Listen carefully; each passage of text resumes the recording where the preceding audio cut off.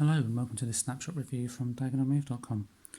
My name's Neil and today I'm going to take a look at Monochrome Inc, which is a cooperative story-driven game from Phil Walker-Harding and Matthew Dunstan. Players will control 2 to 4 characters as they investigate strange goings-on at a pharmaceutical company, and being a story-based game, I can't say too much about how that story evolves, but what I will do is I'll show you some of the mechanics and hopefully give you enough information to decide whether or not this is a game that you would enjoy. So the initial setup is something like the setup on the screen. It's not fully set up at the moment, however it is more or less there. And there's a few different things in this game to show you quickly. The first thing is you have levels, and these represent the floors of the building that you're investigating, and each one will have a series of numbers on there that correspond to locations that you can investigate during the course of the story. There are also adventure cards, which are stacked numerically, and you will discover these as you go through the story and investigate the locations on the levels.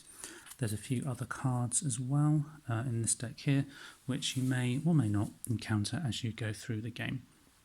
And finally, there is an adventure book, which is this book here, which contains all the story information set out in a series of paragraphs.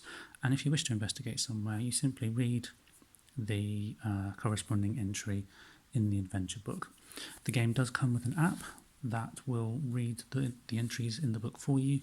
That is completely optional, though. It's not necessary to play the game with the app. So what do you do on your turn?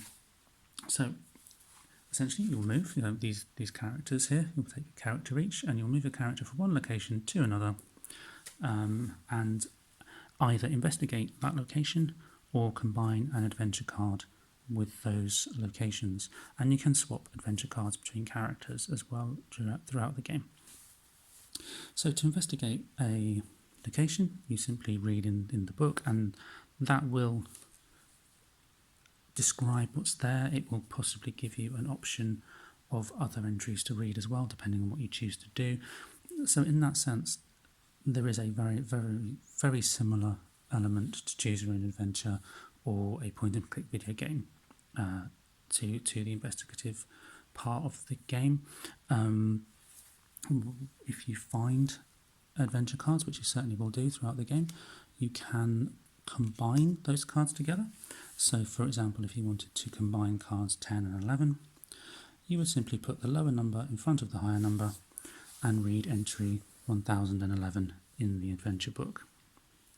Should you wish to use a adventure card at a certain location, you would do very much the same thing, and if you wanted to use card 10 at location 101, you would read entry 10,101 in the adventure book, and this to determine what effect, if any, that adventure card has had on the location. If there is no effect, no entry in the book, then you simply will be nothing to read, and that will be the end of that particular part of the turn. And that is pretty much it. The experience as a whole is a thoroughly enjoyable one. I very much enjoyed playing this game. In terms of the story, the story was engaging and kept me interested throughout the entire game, although I will say it was perhaps not the most original story I've ever read. It certainly was well written and engaging enough to keep me entertained. Not great literature, but then I wasn't really expecting that. Mechanically, the combining cards with locations works very well. And does provide that puzzle element to the game, although this is much more of a story game than a puzzle game. There is a nice balance between the two in trying to figure out which of those adventure cards work with which location and indeed with each other. I played this game solo rather than cooperatively, and reading the entries in the adventure book was absolutely fine for me. because I didn't mind reading those to myself.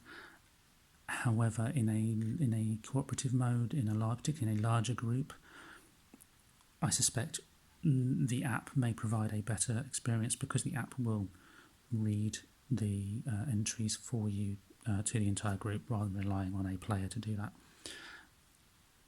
There is also the risk of inadvertently reading an incorrect entry, and so I did move to the app after the first couple of installments of the game. The game does feature a very useful means of saving your progress, so it is broken down into 3 sections, the game, and each section has a natural stopping point where you do have the option of starting again on the later date. Or you can just play all 3 sections through one after the other, but I did stop. And the means of stopping does work quite well.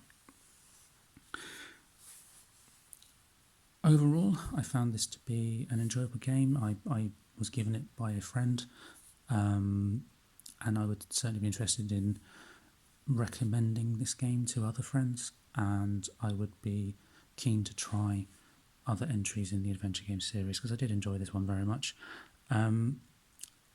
If this is a video that you have enjoyed and you think you found it useful, please do like and subscribe.